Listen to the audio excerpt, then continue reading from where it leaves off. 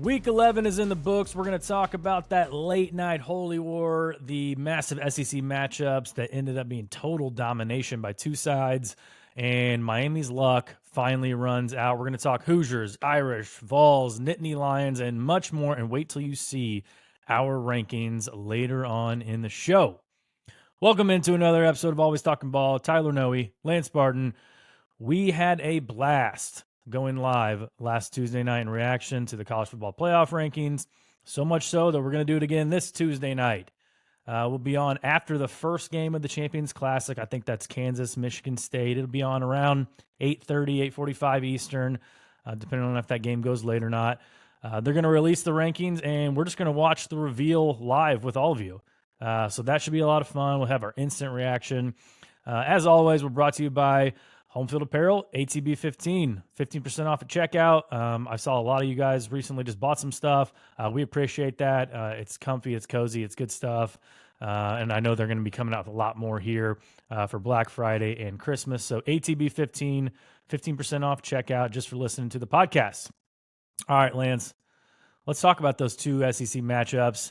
Let's start off with Ole Miss and Georgia and what was just after the first 3 minutes of the game, just total domination by Ole Miss. I mean, Jackson Dart throws a pick, first minute into the game, and goes out with an ankle injury. And Georgia does what they've done. And I mentioned it to you. They drive 21 yards for a touchdown drive, and they get all the credit in the world for that, right? And then credit to Austin Simmons coming in and leading a drive for Ole Miss right back down the field to tie it up at 7. And then after that, Ole Miss just absolutely dominant. Yep.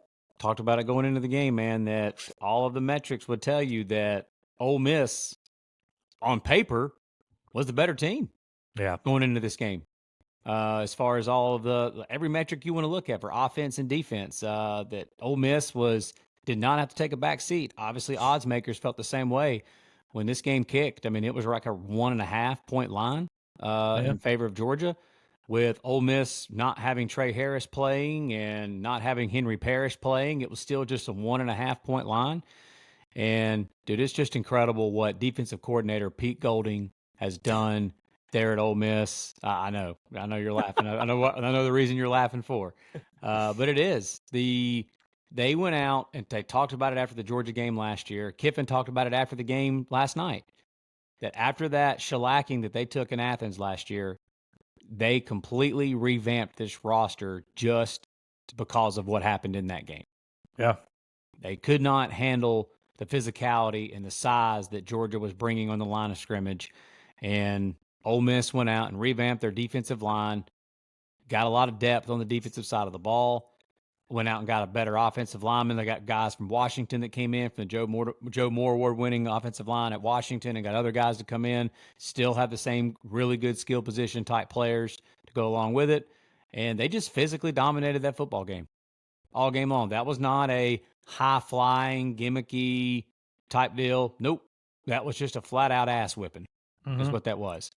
And I told you at one point, like late in the game, I mean, Georgia is like seriously fortunate that game wasn't 40-something to 3 or 30-something to 3. I mean, Ole Miss kicked a ton of field goals, deep in Georgia territory, and Lane does what he does, and he gets running the ball a little too much down there in the red zone. Yep, he does. And I'm going to give Lane Kiffin some major credit here, as much as everybody going into this game talked about, and again, his record against top 5 teams and against the better teams, that was all correct. I mean, that doesn't lie. Yeah. But this is his most talented team he's ever had by far. The majority of those matchups that everybody liked alluding to going into this week as a reason why they didn't want to trust Lane Kiffin, he was going into all those games with a significantly less deck of cards. He did not this time. Yeah. And it showed. I'm going to give him a ton of credit for the way he coached in this game. Early in that game, there was like a 4th and 5, 4th and 4, and Kiffin kind of really thought on it, like he wanted to go for it. And instead, he took the field goal, kicked the field goal, took the points. That was absolutely the right decision in that spot. And in the past, he never would have done that. because and a lot of people want to allude to because of analytics, and a lot of that is true. But I think most of it's because he's never had a defense that he felt confident in that could go get stops. Yeah. And he knew that kicking field goals the majority of the time in games that he's coached in wasn't going to win the football game. Now he can go kick field goals as long as his offense gives his defense some rest, moves the football, doesn't turn the ball over, doesn't do what Jackson Dart did early in that game and give the opposing offenses short fields. His defense is going to show up and going to shut people down. And as long as they stay healthy on that defensive front, and a couple of those guys on the back end, like Trey Amos, like had a little nicked up injury, but he came back in for Ole Miss. If those guys stay healthy, they're going to be a problem going forward. Biggest win in Lane Kiffin's career by far, right? Yeah. I would have made it. And it's weird. It's awkward to see. I mean, we haven't seen it much to see Kirby's team just get pounded like that. I mean, what they did to Texas, that's what happened to them in this game, but probably worse. Like it was the games that they play, they've had their battles against Alabama. They've been, some of them been back and forth and high scoring. Even, the SEC championship a couple years ago when it was, 41-24, they still put up some points. Like, I don't think this offense, we've talked about it for how many weeks now, this offense of Georgia is not scaring anybody. No, I said it a month ago. Their skill position players don't scare me. They don't have the tight ends. The running game obviously is not there. I mean, they ran for under 2 yards per carry yesterday. What do they do well on offense? Offensive line's struggling. I mean, the offensive line, you'd like to point to it, but they're struggling big time. I mean, give up 5 sacks, 9 tackles for loss.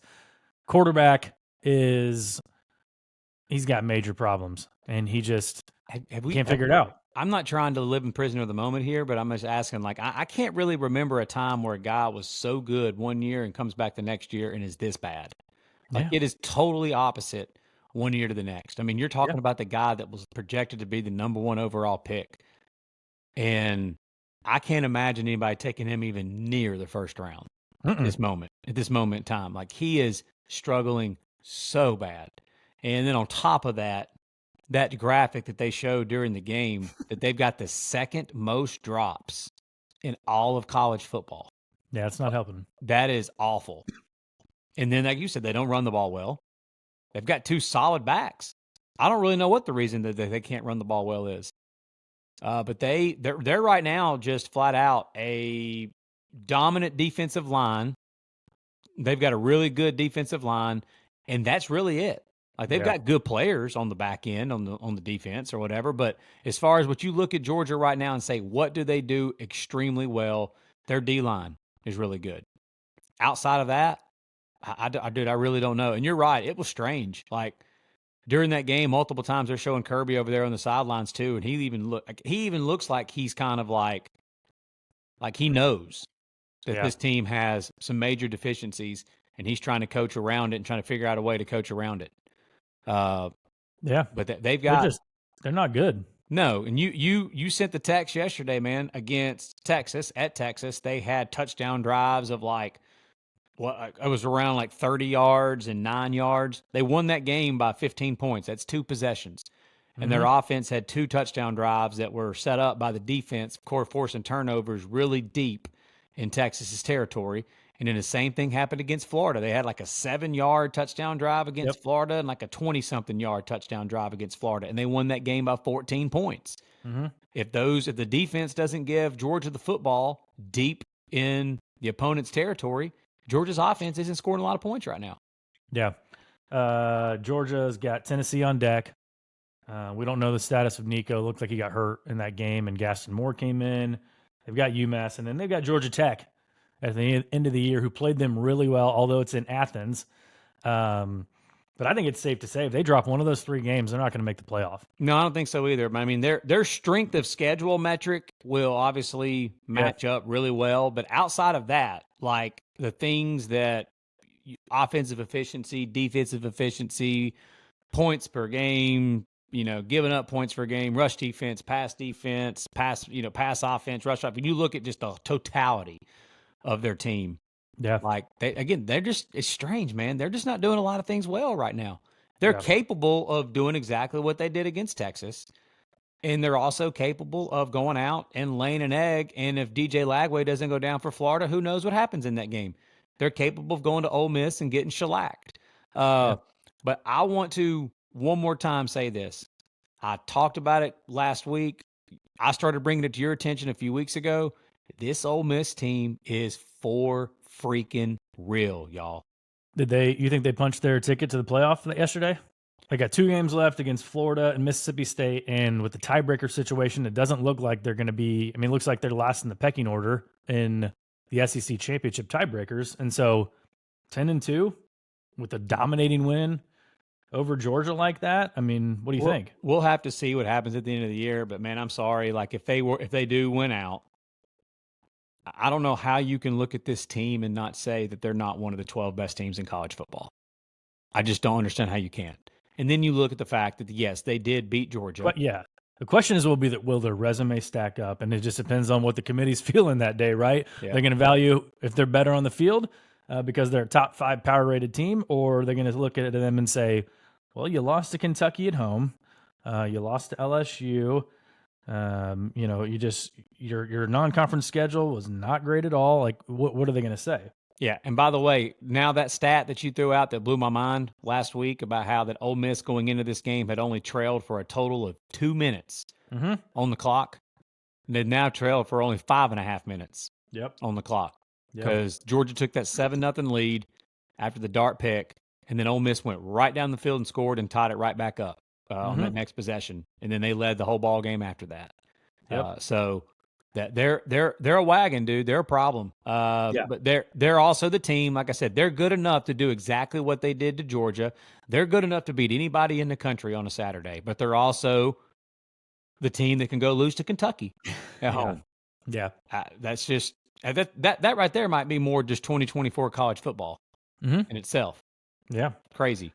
But yeah, this is a must-win situation for Georgia this week against Tennessee. I can promise you Tennessee's just thinking like, oh, sure, thanks, Ole Miss. Thanks for giving us Georgia at home. Backs against the wall, wounded animal mode. It's going to be interesting to see that Georgia offense versus the Tennessee defense, though. Even in Athens. I mean, yeah, it should be a low. Again, they played Auburn in Athens. They played Mississippi State in Athens, and they haven't looked, as dominant as they have in the past. And so depends on which offense for Tennessee shows up. But I'm assuming this is the SEC Saturday night game, right? Yeah. Okay. Yeah. Athens will be out of body. This will be another one of those just crazy atmospheres on a Saturday night. So I think Georgia will end up winning this game, but we'll talk more about it later on in the week. Speaking of Saturday night, how pissed do you think Lane Kiffin is that LSU got that night game last night? Because we're going to talk about that right now. The night game in Death Valley, that is really just so scary for everyone except for Alabama. And I tweeted it yesterday morning, and I reiterated it last night afterwards that, again, we could talk about how this is the biggest game in the SEC every year, and it has been for the past 15 years, but this ain't a rivalry. It's 57, 27, and 5, and 12 of the last 14 for the Tide. And Jalen Milroe just absolutely owns LSU. Thank God he didn't play 2 years ago in Baton Rouge. They would have won that. He probably would have scored 4 more touchdowns. Didn't he have 8 rushing touchdowns? 8 rushing touchdowns. And I know his passing is what it is. But man, to have such a weapon like that at quarterback in a game like that too, it doesn't work in every game. We've seen it, but again, with LSU, I know you love your coaches and everything, and Blake Baker is a great hire, and Bo Davis and all that, but it still comes down to your personnel. And Herbie was right, man. Did you hear Herbie during that second half? No, I probably turned off the game. Yeah, you may have had it on one of your other TVs and didn't have it on the sound anymore by that point. But Herbie talked about in that second half, he was saying, he goes, look, this is going to be a hard pill to swallow for some LSU fans because I know what you want to do right now is just immediately blame this coaching staff for everything that you're seeing Alabama do to your defense and what you saw a couple of weeks ago with Marcel Reed. I guess here's the thing is we've been coming down here to watch LSU play and call a lot of their games for many years, and we've never seen the personnel that we see on this defensive side of the ball right now. They just don't have the dudes that they used to always have, but that still is on coaching for 2 years in a row in the transfer portal era. And recruiting. Yeah, you've got two. Last year was same thing. This year, same thing. Like, they don't have a lot of really good players on the defensive side of the ball. It's just hilarious to watch them out there try to tackle. It was just a man amongst boys. I mean, he's bouncing off dudes. They looked so slow. I mean, it looked like when Alabama played Georgia in the first half. Like, I'm glad you went there. So, do you think anybody wants to make fun of me now for saying that I think that Jalen Milroe was had a busted tire?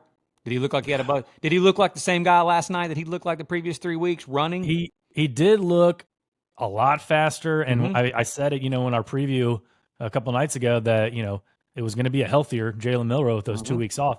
But man, you're coming out of a bye. Like, you have 2 weeks to prepare for a running quarterback after you just got lit up by a running quarterback. And all Brian Kelly wants to do, per usual, blame his players. He's not going to take any of the blame himself. We had the scheme to stop it. Yeah. Our players just can't stop it. Yeah, but who recruited those players and who got those players out of the portal? Bro, I agree with you. I agree with you. He's getting the same kind of pass I've seen on social media today. He's getting the same kind of pass as Lincoln Riley is. It's like, for making the same mistakes year one and hiring terrible people, but correcting it year three and finally getting a good DC. He's still getting the pass like he's starting over from scratch. I'm like, you get paid $11 million. Like, what are we doing here? Yeah, no, I don't disagree. As far as the play on the field, like I said it after the Missouri game, man, that this team is going to start running the football more. And that's exactly what they need to do. They need to be more balanced. Now, they weren't balanced in this game. They had like 42 rushes and 18 passes in this game, which exactly what they should have done. But Milroe throwing the ball somewhere between 20 to 25 times a game, just being efficient, getting first downs, moving the chains, and letting this offensive line and the trio of Milroe, Jam Miller, and Justice Haynes, all three of them together, let them just run the ball. Dude, if I was going to tell you on Thursday night when we did our preview that Jalen Milroe was going to go 12 for 18 with 109 yards and no touchdowns, what's the score? What's the score of the LSU game, right? Yeah, I would not have believed you that you would have told me that Alabama had over 300 yards rushing in the game, and obviously the majority of that came from Milroe. I mean, they pretty much held Jam Miller and Justice Haynes. Yeah, I mean, Miller and Haynes, 21 carries for 61 yards. I mean, the running game, traditionally, the traditional running game, still not quite there, but when you have Milroe back there, you'd be a fool not to use him like that, which they did in the first half, and they kept doing it. You know how a couple of weeks ago I brought up the fact that LSU, I think it was after the Arkansas game, and after Ole Miss and Arkansas, those 2 weeks, back-to-back weeks for LSU, they had a combined like 16 tackles for a loss and several sacks in that game. You know how many tackles for a loss LSU had last night? You know how many, like, just forcing tackles behind the line of scrimmage? 3. 1? 3? Okay. 3 the whole game. Yeah. And so obviously that tells you that when Alabama ran the ball 40-something times, they're not getting any push in the backfield, and the offensive line did a really good job. And last night, unlike the Tennessee game, dude, how many times we talked about it on here that if Alabama would just stop making mistakes and stop beating themselves with penalties and just back-breaking penalties, they didn't do that. They right out of the gate on the first play of the game had that false start. And I think you know me well enough, dude. I stood up in the living room and was like, "Here we freaking go!" Like I was like, "We're done. We're already just crapping down our leg." Yep. And then after that, there was just whew, from then on out. But now, do we got to flip the other side of the ball? For all of the crap that Kane Womack and this Alabama defense got there for a couple of weeks, I mean, since the Vandy game, the Alabama defense has played really well, and they keep getting better. I mean, there's nothing wrong with LSU's offense. LSU's offense is one of the better offenses in the country going into this game, especially throwing the football. And you and I talked about it on the breakdown of this game, dude. If you could get pressure up in Nussmeier's face, he's just like every other pocket passer in the NFL and in college football at every level. If they can't use their feet, if you get pressure in their face, they become mortal really quick. They brought pressure all night. Constant. it was obvious that Kane Womack was going to say, listen, we are not allowing you to just stand back there and try to pick us apart with your good receivers and your good quarterback that can throw the ball. Yep. We're going to try to make, in like Nussmeier there a little bit there early in the second half. Herbie pointed to it that they started using Nussmeier's legs a little bit to try to extend plays, and he did. But that's not going to work for him. He can't sustain that. He can't sustain trying to throw on the run and be on the move. That's not what he is. No different than Jalen Milroe, not a stand in the pocket and try to throw the football and distribute the football. It's the same thing. Yeah. Yeah. Alabama ended up forcing Nussmeier to do things that he didn't want to do, and it cost him. He did what he said we were going to do. Yeah, he threw. I mean, that pick on the first drive of the second half was a killer. Yep, it was. It really was. And but dude, I would say it again. Herbie alluded to it. The difference in this game, dude, is one team showed up seriously with very, very rude intentions, and the other team did not match that intensity. That was the number one difference in the game. Alabama showed up and wanted to turn it into a street fight at the line of scrimmage, and LSU wasn't ready for it. So huge win, obviously, for Bama going forward. As long as they win out, they're going to be in the playoffs. I don't care what all the chaos happens around it. I really don't. If they win out, a 10-2 Alabama team will be in the playoffs. The only scenario I see that could be funky would be if they would make the SEC title game and somehow lose that game in the SEC title because of all the crazy scenarios that you got. I personally think they would still be in, but that would be the part of like you're leaving it in the hands of this goofy committee behind closed doors, and I just don't know what they would do. I don't know what's all going on around them. I can't predict that right now, what's going on all around them. But again, as long as they just win out, whether that's win the rest of the games in the regular season, they don't play for an SEC title, or if they win the rest of the games in the regular season and win the SEC title, if they went out, they're in. Yeah. From here on out. They got a really good shot to make the SEC championship game. I don't pretend to know all the ins and outs of the tiebreakers. People think LSU is eliminated. They've only got 2 conference losses, and you brought up a point like, again, and to your point you just made there, what if Alabama and LSU again match up in the SEC championship game and LSU beats them that time? All right. And so then what do you do? Like both teams are, they got to win against each other. They both got the same record. How do you do the tiebreaker? One's a champion, one's a not, I don't know. It just, it's going to be interesting the next couple of weeks. I will say last time Alabama had a big win like this, they followed it up very next week, losing to Vandy. So watch out for Mercer next week. Okay. So you're talking about the 9-1 Mercer Bears here. Okay. Let's watch out. Yeah. Well, just to, the offense, everybody talks about how great Navy's offense is. This year, their offensive coordinators who came from Mercer. I mean, Mercer runs a similar style of offense. Here we go. We're already hyping up the opponent. Here we go. No, I'm not. just saying, we've seen crazier stuff happen this year. Yeah. I mean, obviously, I think Alabama wins that game. But last thing I want to say about this, we've now had 2 examples this year, and I'm even going to date it back to last year as well. Kalen DeBoer, with an extra time to prepare, has been death. The game, like I said, the first half of a game is the game plan that you game planned for weeks going into that game. Then you go into halftime, make adjustments. Like Kirby and Georgia made great adjustments against Alabama in the second half of that game a few weeks ago. But going into that Georgia game, Alabama up like 28-7 or 28-0, whatever it was at one point during the first half of that game. And then yesterday, what you saw in the first half against LSU. And then you date it back to last year, what Washington looked like against Texas in that Sugar Bowl. In that first half, what Washington did with extra time to prepare against some of their bigger opponents last year. Obviously, Kalen DeBoer, Kane Womack, and this staff, they can game prep, and they can come up with a great game plan with a bunch of time to prepare. So that's something to keep an eye on and keep thinking about when we do get to the playoffs. If Alabama is in the playoffs, they're going to have extra time to prepare for all of those games. I was going to say that. Don't be scared to bet a little coin on Alabama national championship because they're going to have at least 2 weeks that first week, and then at least 2 weeks again, and then 10 days or so for the national championship. Before you know it, 2024 national champion Alabama Crimson Tide. I ain't going that far yet, but I was happy to see that Kalen DeBoer and this staff actually did commit to running the football like that. It's been an honor and a pleasure to see the weekly emotional swings from you for Alabama this year. It's been really fun. I appreciate it. I hope to look forward to more. Absolutely. But hey, don't get it twisted. I said after that Mizzou game what Alabama was going to do moving forward. We've had one game since, and that's exactly what they did. They found them. The defense might have found themselves too. So, yep. All right, let's talk about Miami. Luck finally runs out.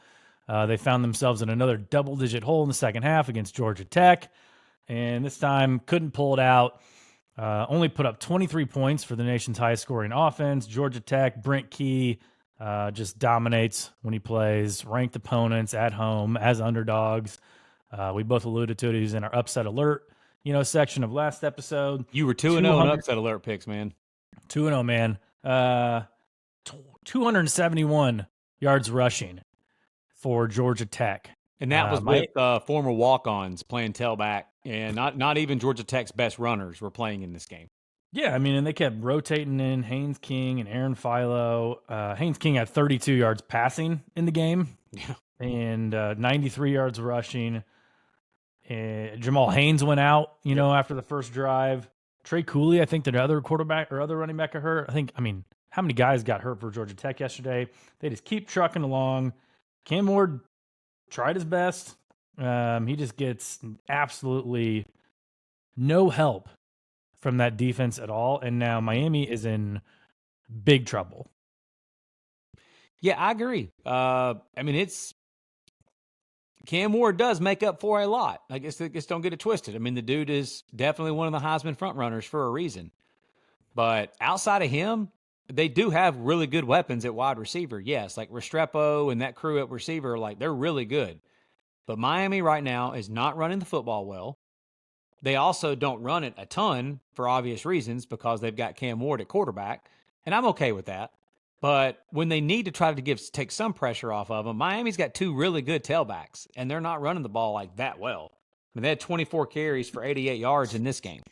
And it just boils down to, man, when you can't stop anybody, eventually that's going to come back to haunt you. We've been given some comparisons, and so did Josh Pate and others talking about the 2019 LSU. Again, we weren't saying that Miami's 2019 LSU.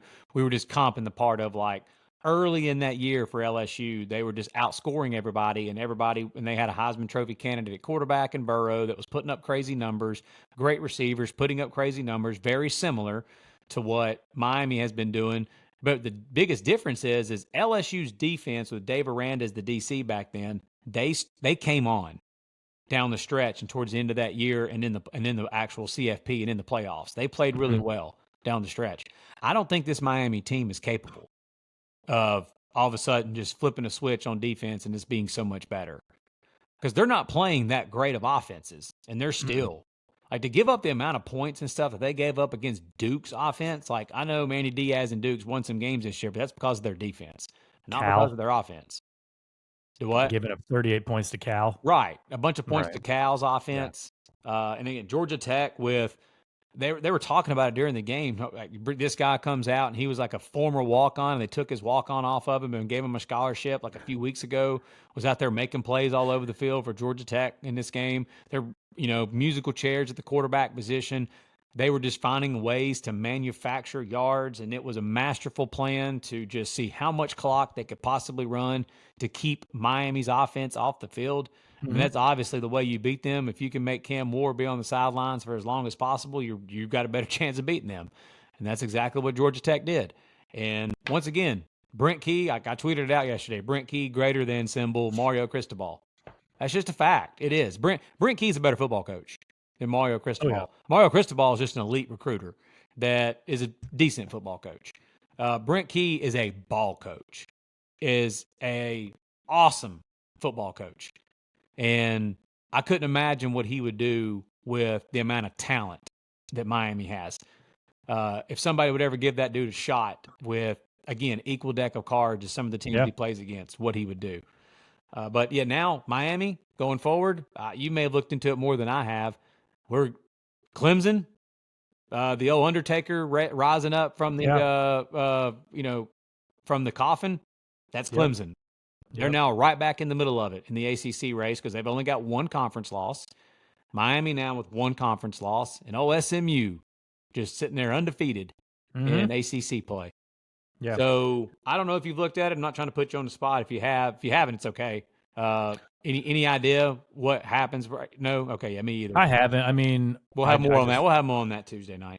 Yeah, it's just tiebreaker stuff, and I got to look into it a little more. But there's just something about Mario Cristobal on the sideline looking over and seeing Brent Key and seeing those Yellow Jackets helmets that makes him just make boneheaded clock management decisions like he made there in the last 2 minutes of the game, calling timeout. I mean, it ultimately didn't matter because Georgia Tech did a reverse and they got a first down. So it is what it is.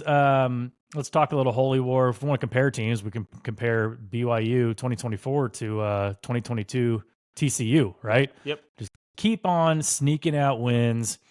There's something to be said for that because obviously we see a team like Miami failing to get it done against a 5-4 Georgia Tech team. Yeah, like Ole Miss lost to Kentucky at home, like we talked about. Notre Dame lost to Northern Illinois. Alabama loses to Vandy. All these other teams are losing goofy games, and BYU they're escaping, but at least they're winning.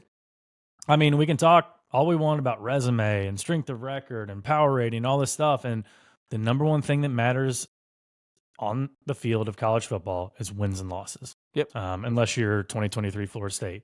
And last night, the Holy War did not disappoint. Nope. Gets down to, a minute and a half left.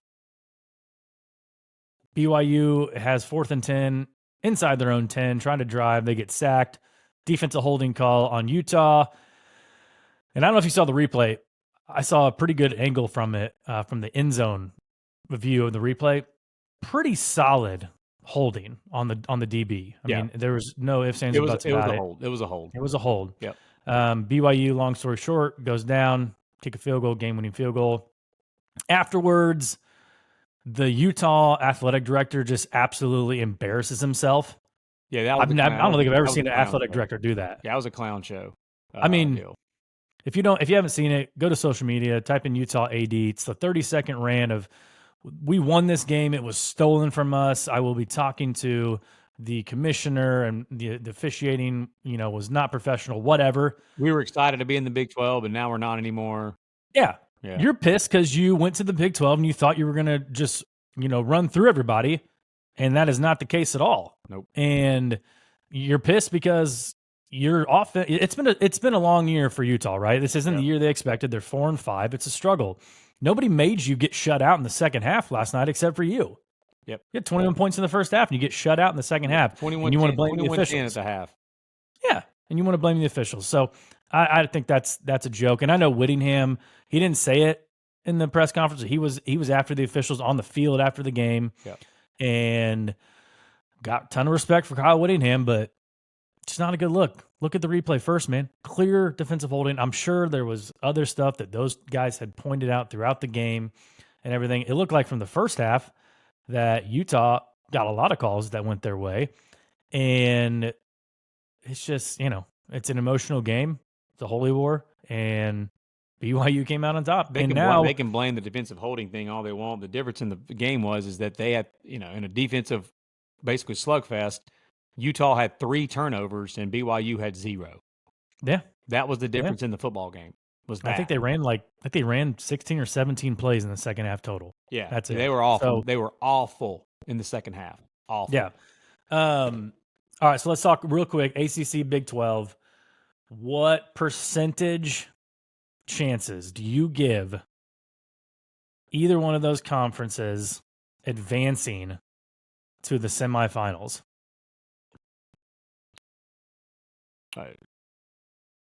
I don't think it happens, man. I just don't. I think it's more likely both of them get blown out. Like whoever the champions are, they're going to play probably the second and third best teams from the SEC or the Big Ten, or the second ranked teams from the Big Ten and the SEC, or perhaps Notre Dame.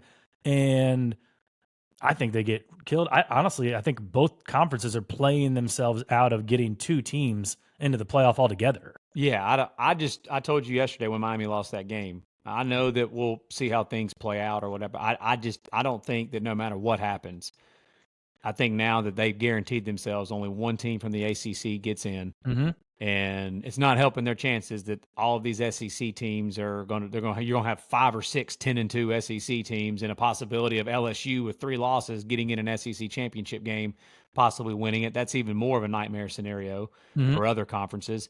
Same thing with the Big Ten. You're sitting there 4 teams in the Big Ten.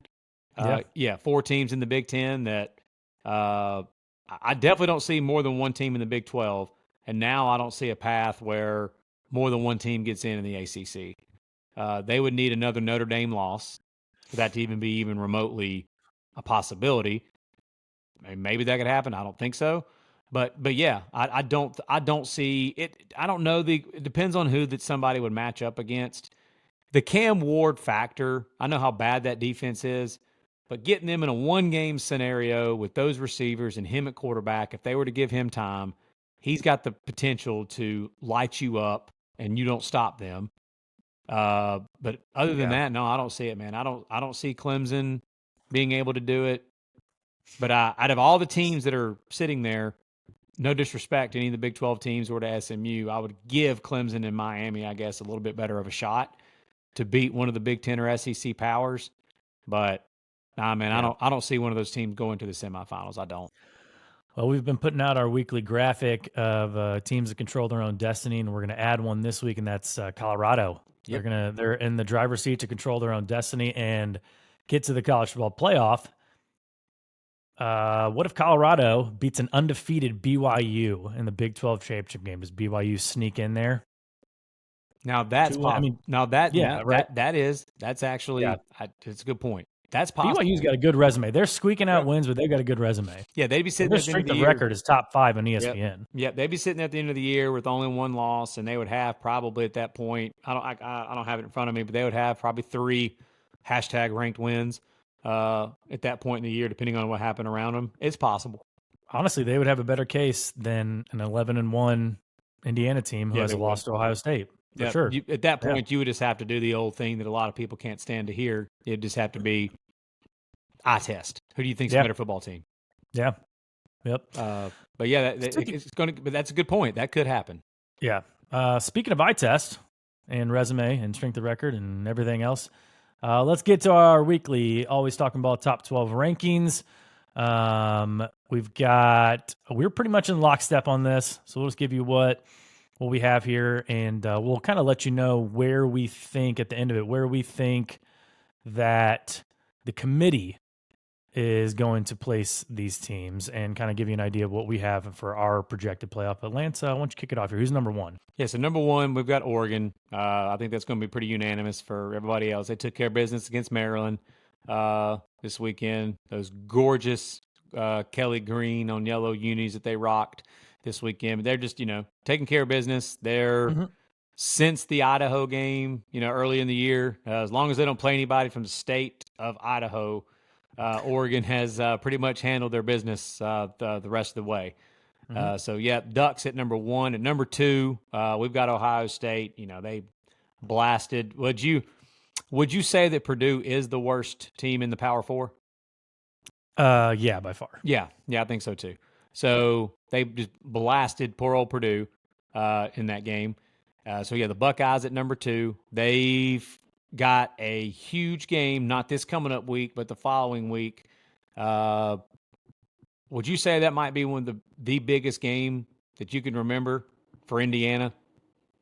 Oh, yeah. It'll be Indiana's probably IU's biggest game in the history of their football program. Yeah. In 2 weeks, Indiana goes and plays the Buckeyes in Columbus. So at number 3, we've got Texas. Let's talk about Texas for a little bit. What's your read on the Horns? I know you kind of said that that's kind of where we think those are going to be 1, 2, and 3 in the College Football Playoff Committee rankings too. Yep. But you look at Texas's overall resume along with some of these other people, or these other teams, and it really just isn't that impressive. They've just been an impressive team. They've got an impressive play on the field. Yes. I know when we post our graphic, we're going to have people come, well, who's Texas beat? And my answer is going to be good question. Because it's true. Like, who have they beat? They really do have going into the year, they had the second to worst, only Missouri's not resume, but strength of schedule going into the season, an SEC conference play. Only Missouri was worse than Texas. And right now, yeah, Texas, is not their fault that they did go to the big house and play Michigan at Michigan, who's the defending national champs, and Michigan turned out to be what they turned out to be. That's not their fault. But their SEC schedule is a joke. And that's on the SEC commissioner and the SEC office for giving Texas that week of a schedule their first year in the conference. So I think you would agree with me on this. We have Texas at number 3 just because we just feel that Texas is the third best team in the country. Looking at their offense, their defense, running game, passing game, rush defense, whatever you want to call it, talented roster, coaching staff, all of it, that we just think Texas is the third best team in the country right now. And I'm assuming that's what the committee would say too, because if they asked the committee about, well, what about Texas's resume, the only thing that I think some of those football guys like Ward Manuel and some of them would probably say, I still think that they would give credit for Texas beating Michigan like they did at Michigan, even though Michigan's not as good. Whether that's fair or not, I believe that is something that they would absolutely bring up. And then I had Texas minus 21 yesterday, and that line was covered with ease pretty quick. Like you texted me like in the second quarter and said, congrats on your Texas minus 20. I can't remember whatever. So, but it was like Texas was coasting. Yeah, it was like 35-0, whatever at a certain point.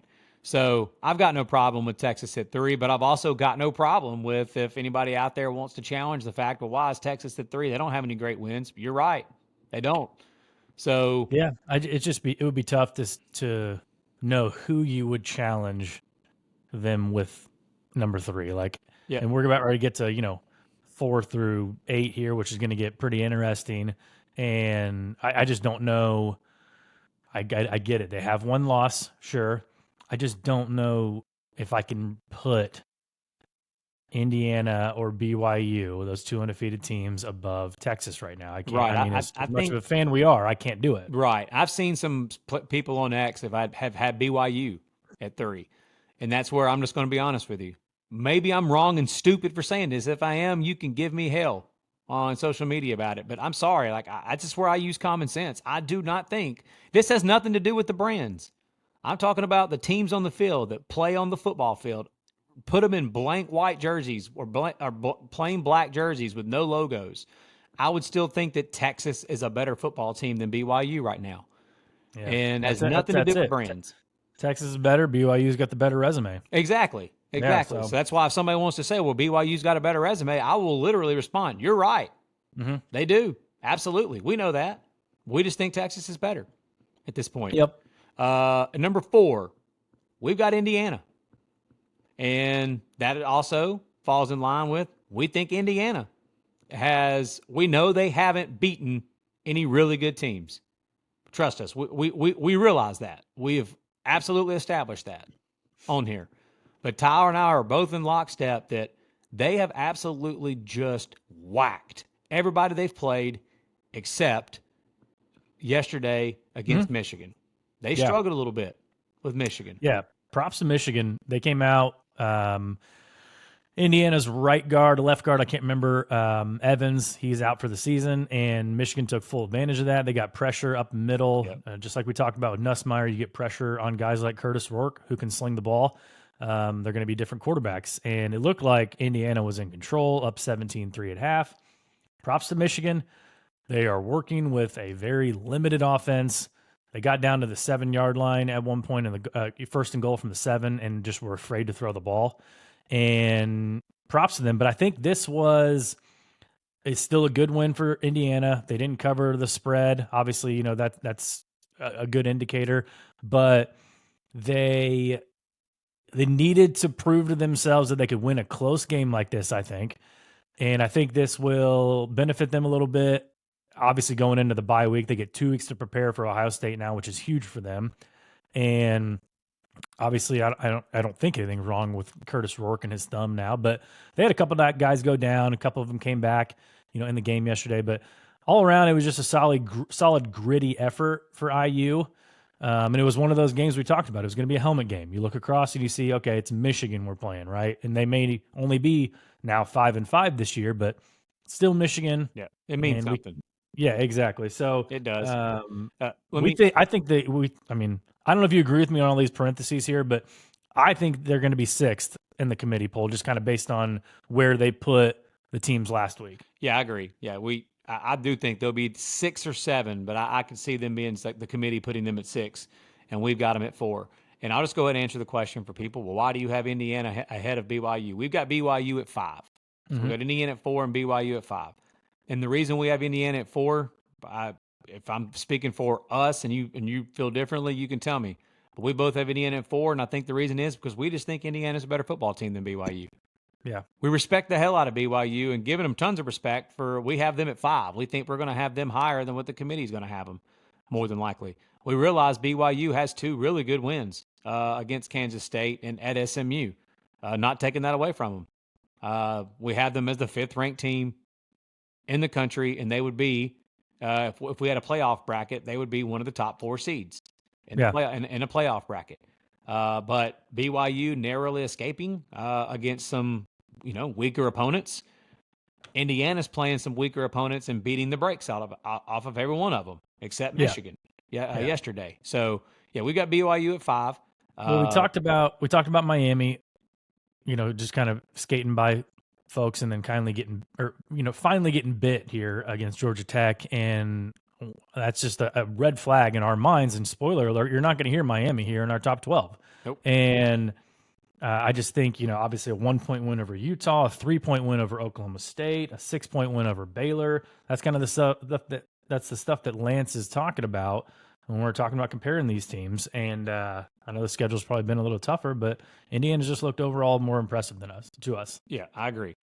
So to recap the top 5 there: Oregon 1, Ohio State 2, Texas 3, Indiana 4, BYU 5. Number 6, we've got Tennessee at number 6. And again, offensively, Tennessee hasn't been a juggernaut like you would think that they would be with a Josh Heupel team. Defense is nasty. Defense has been really good all year long. They played arguably the worst team in the SEC yesterday in Mississippi State. Whatever. They handled business, and now they've got a big one where College Game Day will be in Athens. And Athens at Saturday night against Georgia in wounded animal mode. So if Tennessee were to win that game, I don't know how you feel about it. They'll probably go up our rankings quite a bit. Oh, yeah. If they were to win that game. They've got an impressive win resume-wise. They do have an impressive win against Alabama at home. And their loss at Arkansas, definitely not a good loss. It's not like, the worst loss in the world, but it's not a great loss by any means. Yeah. We've got Tennessee at 6. And then climbing up the rankings, we've got Alabama at 7. They now have a win in Baton Rouge against a good LSU team. They've beaten Georgia. There's going to be another win that's going to start looking better and better by the week because of how good this team is playing. But South Carolina just continues to win. They're probably going to be in the committee's rankings this week, which will give Alabama another #ranked win. And they had Missouri in their rankings this past week, whether people want to agree or disagree with that or not. And somehow, in the drunkest college football game you will ever see, the drunkest fourth quarter you will ever see, in a game that was 16-9 with 4 minutes to go. 4 minutes to go in a game at 16-9, and the final score was like 30-23. Yep. Crazy. So resume-wise, Alabama probably is exactly where they should be. And then eye test-wise, the last few weeks, they've looked really good. There's definitely some spots in there. They did not look really good. But right now, I have no problem with them being at 7. Yeah, I think we're going to have them higher than the committee. I think, obviously it was an impressive win last night, but they're not going to be quick to jump them so much with 2 losses, and that's just kind of how the committee rolls. Yeah, so we think they're going to probably have them somewhere around 9. Yeah, because they were 11 this last week, right? Yeah. Yeah, that sounds about right. They'll probably be around 9. Yep. Now, next one is here where it gets interesting. It is. We have hotty toddy, gosh almighty, Ole Miss at number 8. They were not in our top 12 last week. But if you want to look at resume, guys, is not just, well, who have you beat and who have you lost to? Resume is a lot of just metrics and numbers thrown together as far as, like, again, offense, defense, what you do against the run, what you do against the pass. It's an overall collection of numbers on everything that a team does. You'll be hard-pressed to find a better team out there across the board as far as, I mean, Ole Miss going into this game was like number 1 or number 2 in the country in total offense. They're top 10 in scoring offense. They're top 5 in scoring defense. They're number 1 in tackles for a loss, number 1 in sacks, number 2 or number 3, whatever it was, rush defense in the country. And then they go out against a really quality opponent in Georgia and just punk them, just made them look like it. And made them look like a bad football team. There's a lot of people out there that think Georgia's not any good because of how Ole Miss handled them. And maybe that's the case. Maybe that will be what's true. Maybe it'll be more true that Georgia's just not any good. I don't think that. I think Georgia's a good football team, but they're struggling a little bit right now. And Ole Miss just made them look bad. Number 1 in game control. Is Ole Miss? Yep. Yeah, so again, a lot of the metrics that a lot of these people look at are very favorable for Ole Miss. The problem is that dang Kentucky game. Yep. That really is their problem. But we value really good wins over bad losses here. Now, a bad loss isn't just completely excused. If it was, we'd have Ole Miss higher because of all the metrics that we just told you about. Because the metrics tell you they're a better football team than some of these teams that we've got ranked ahead of them. But we are punishing them for losing to Kentucky by having them back at 8. We think the committee will probably have them at 10. Because, again, it's not the committee's style, it never has been, to take a team and just jump them way up like this after one game. This like, probably the most I've ever seen them do it was jumping Alabama up to where they did last year into the 14 playoff after the Georgia win. But, yeah, we've got Ole Miss at 8. We think the committee will have them at 10.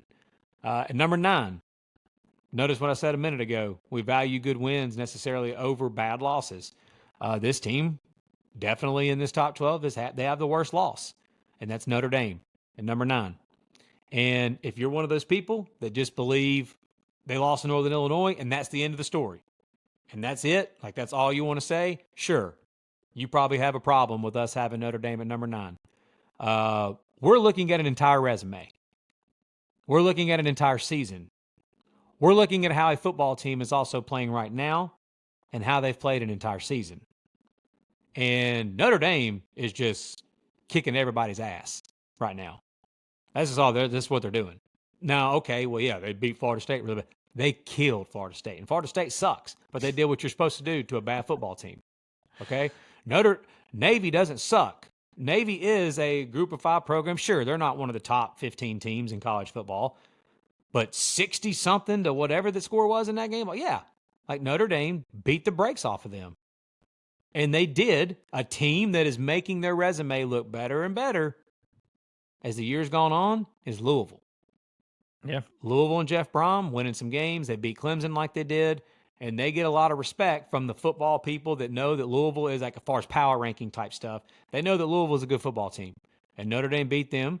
And then they went on the road, obviously, and went into SEC country, went into College Station, and they beat a good Texas A&M team in College Station. So we've got Notre Dame at number 9.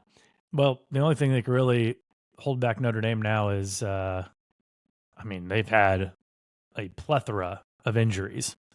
And it's been well documented. The offensive line, defensive backfield, defensive line. Basically, everybody gets, a pass for having injuries except for Florida State 2023. We'll keep going back to that. Sorry, Seminoles fans. Tough luck. But Notre Dame has just been chugging right along. And, they average, margin of victory, I think, is like 34 points since the Northern Illinois loss. And so, again, like you said, and like I've been pretty even keel on the Irish this year. Just wasn't super impressed at the beginning of the season, the first half, with Riley Leonard and the offense. Obviously, they've turned a corner, putting up 50 points the last 2 games, albeit against Navy and Florida State. Navy's not a bad team. You've been tough, Ronan, than I have been. That's your team, and you've been tough, Ronan, than I have been. So, and I mean, I'm sure you're tougher on Alabama than most people. So it's kind of what you do when you grow up as a fan of the team. You're just kind of looking more glass half empty kind of stuff. But you don't want to get too high. You don't want to get too high and get your heart broken like I have for 36 straight years. And it's I mean, yeah, we're heaping praise on Indiana just beating the brakes off of everybody, and Notre Dame's done the same thing to everybody they played except for Northern Illinois. And the committee, I guarantee you, is not going to keep them out because of that loss. And if you think that they should, then I got news for you. You don't know ball. So yeah, if you don't think Notre Dame's one of the 12 best teams in college football right now, okay. Like, if you want to be one of those people that just, I'll say it again, if you want to be one of those people that's just, you just utter the words Northern Illinois and that's it. yeah. You're literally ignoring an entire rest of a freaking season. You're ignoring what a team is doing on the football field week in and week out of an entire season. Mm-hmm. If the season was played in one game, sure, it's not. So, hate it or love it, if you're one of those people that absolutely despise it, that Notre Dame you think's getting a pass because of the Northern Illinois game, where you're going to be really unhappy if Notre Dame continues to win out, because they will be in the 12-team playoff if they're sitting there at the end of the season 11-1. They will be in. Yep. So we have Notre Dame at number 9. Number 10, lowest we've seen them in a while, Georgia. Yeah. And we think the committee's going to have Georgia at 11. Yeah. So we may have them higher than what we think the committee's going to be have them at. Yeah, AP poll just dropped a couple minutes ago while we're recording. Georgia's 11 in the AP. So they dropped 9 spots in the AP there. And so, yeah, I mean, honestly, ask yourself a question. Neutral field, what's the spread and who you taking in a Notre Dame versus Georgia game right now? It'd be a good game, man, because, I mean, if I know people may have a hard time thinking about that. Yeah. What, your gut reaction is going to be Georgia. But what do they get? Well, what does Georgia do really well right now? Mm-hmm. They got a dominant defensive line, but it's not as dominant as like past Georgia defensive lines. But against the rest of college football, it's still a really good dominant defensive front. It is. It's just not as dominant as some of the Georgia standards like that we're used to. And I don't know if they figure it out. I think they've got a bum for an offensive coordinator, and I think that they've got and whatever. We're not going to launch off into it. I've already told Tyler off that what I think is wrong with Carson Beck. I think some other people are trying to catch on to that. By the way, it might be wrong with him. But yeah, I don't know that Georgia's just going to magically. But there's always that chance that they can do what they did against Texas with the players that they've got to flip a switch. What do you want to say something? Well, I know you're going to talk a little bit about Georgia here, but we've gone through 10 teams now, and there's been one team that we haven't mentioned at all. Who is it? Number 11, Penn State, the old Nittany Lions. We will probably have them lower than just about any ranking you're going to see. And here's my response to that. I will happily, if any of you fine folk out there want to argue about it, that's fine. But they literally have, for all the people that want to make fun of saying that Indiana hasn't beaten anybody, neither is Penn State. And the only good team they played, they did lose. So let me give you an example here of an argument. Why is Georgia ahead of Penn State? Well, Georgia's got the number 1 strength of schedule in the country. Georgia went to Texas and beat Texas. And Penn State does not have anywhere near the same strength of schedule. They have no good wins. And Georgia also beat Clemson. They challenged themselves against Clemson, who may end up being the ACC champion. So there's another win that they've got. And they've played literally so far on the road at Texas, at Alabama, and at Ole Miss. And now they're about to freaking play Tennessee. And they've played Clemson. Folks, that's Murderer's Row. Okay? Mm-hmm. So that's my argument that I'll have against you on that. But we've got Penn State at 11. Then when the committee rankings come out Tuesday night, Penn State will most likely be number 4. Which is wild. Don't buy into it. Don't buy into it. Yeah, that's wild. Again, we think Penn State's a good football team. Like right now, Penn State would be in the playoffs. According to our rankings, they would be in the playoffs. And we've got a lot of Nittany Lions listeners of this podcast. They're gonna hate. They're not going to be happy with us, but we're just speaking the truth. And I think even some of them, man. I mean, I think even some of them would admit that what we're saying is true. Yeah. Again, we're not saying Penn State's a bad football team, okay? We're not. They're going to make the playoff unless they lose to Minnesota. Correct. They're going to be in the playoff as long as they win out. And I'll ask the same question. If Penn State right now on a neutral field against Georgia, like what would that line be? Penn State on a neutral field versus Notre Dame. Penn State on a neutral field versus Tennessee. BYU. Indiana. Like some of these teams we do have ahead of them. It'd be a really good football game. Yeah. It would. But at this point, when they haven't beaten anybody and they also have a loss on top of it against the only team they've played, they're still in our playoff right now, but they are the 11th team. Penn State's a good team. They are not the 4th best team in the country. Correct. I agree. And at number 12, we went back and forth on this together on it. We've got Texas A&M at number 12. We think the committee will have them at 14. We chose Texas A&M at 12 over Miami simply because Miami hasn't beaten anyone. I think you could make an argument for Boise or SMU too. I agree. If you want to throw them in there. Yeah, I agree. But Texas A&M, like let's go back to the reason why we've got A&M over Miami. Yeah. Miami hasn't beaten anyone. Miami's defense couldn't stop me and Tyler and 9 others that we put together to go try to play offense against Miami. And Miami against some really bad football teams they really struggled and had to mount some crazy comebacks to beat some of those teams. They haven't been dominant in their games, and they just lost. It's a bad loss. Georgia Tech's not a terrible football team, but that's a bad loss against Georgia Tech.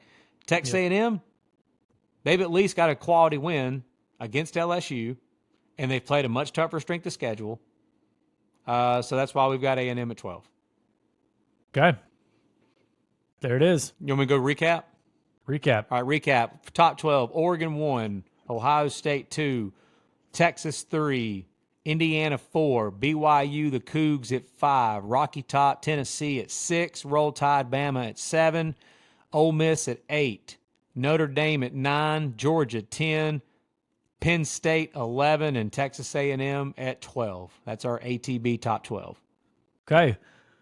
Let's play a very quick game of Guess the Spread. And I say quick because week 12 of college football is on the horizon already. And if you've looked at the schedule, yikes.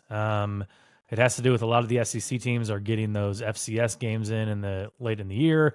Just not a lot of good matchups. I only have 6 games that I found for Guess the Spread. That's fine. And I've had 10, 12, 14 in other weeks because we've had some stacked weeks. It's just not a stacked week on paper right now. But as you guys know, college football never disappoints, and so we're sure to get some madness this Saturday. So let's start off with big noon kickoff. It's going to be kicking off at 10 a.m. local time in Boulder, Utah at Colorado. 10 a.m., wow. Utah at Colorado. Colorado.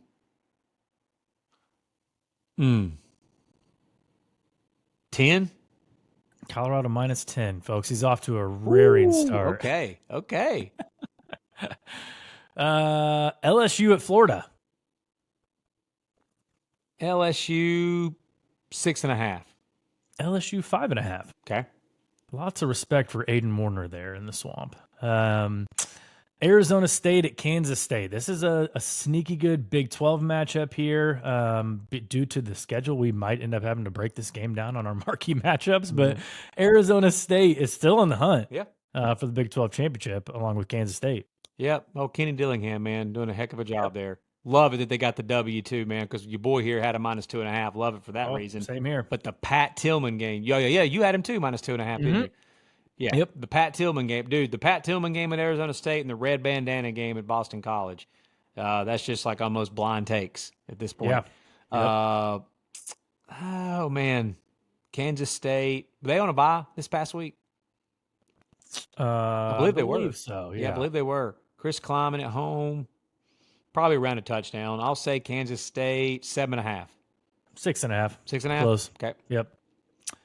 Tennessee at Georgia. Hopefully you haven't looked at this line yet, but I Tennessee haven't. going on the road. I really at haven't Georgia. seen any of these. I really haven't. Like I said, I tell you whenever I do come across, like I was like, yeah, I've already seen this one, but I have not. Yeah, and we were texting a little bit last night on kind of what we thought this line might be, but yeah, Tennessee at Georgia. What do you think? Is Nico Is he fine? I don't know. I saw a video of him walking, back onto the field after the game with his parents. He had a towel over his head, but he had street clothes on. He wasn't limping or anything. I saw somebody put on Twitter something about the fact that they said he was fine, and they were surprised that they didn't play him anymore because like the game wasn't in doubt at the time. But anyway, I'll say Georgia 7.5. It is actually, let me get an updated line here and make sure I'm getting this. Okay, so I'm seeing a Georgia -9 out there. Okay. And I'm also seeing a Georgia -10 as well. Ooh. Double digits, man. That's rich. I know it's Georgia wounded animal mode, and we'll see what happens throughout the week. But man, at double digits, that's a lot of points. That's one of those things that's telling you something. Right. And a little update. I got these lines a little bit ago. Colorado -9.5 now. Florida is actually +5 now, so it's actually going in Florida's direction, which is surprising. Interesting. Kansas State right on the money. There we go. So, all right, how about Oregon at Wisconsin? Going to be Camp Randall again. They get another night game on NBC. This is probably, Oregon gets Washington at home to finish the year, but they get this and then they get a bye week. So, what do you think? Be their final test. Oregon, they were like 14.5 at Michigan. I'll say same, 14.5. Yeah, 13.5, 14. Okay. Yep. And then the last one, another late night kick for BYU, 10:15 on ESPN. Kansas at BYU. The team that nobody wants to play in the Big 12 right now, the Rock Chalk Jayhawks. Yeah, I'll say BYU is, this will tell you what I think about it, but BYU 3.5. BYU 3. 3? Okay. So that'll be an interesting one to talk about. You don't see that much with undefeated teams playing 3 and 6 teams, but yeah, just like Iowa State was 7-1 going against 2 and 6, whatever Kansas was, and you and I both had Kansas +3, and it was easy money. But BYU at night in Provo, the Vampires. Yep. Oh, man. All right, that's it for us tonight. Appreciate you guys tuning in on Apple, Spotify, YouTube, all that. Follow us on social media. Again, a reminder, we'll be back on Tuesday night in between the Champions Classic to go live again for our immediate reaction to see if we are correct on where we think those committee members are going to place these teams, or if they're going to throw us a couple curveballs. You never know. Interested to see where Georgia is, Miami, Penn State, really, all those teams. So, again, we appreciate you guys tuning in, and we will see you next time.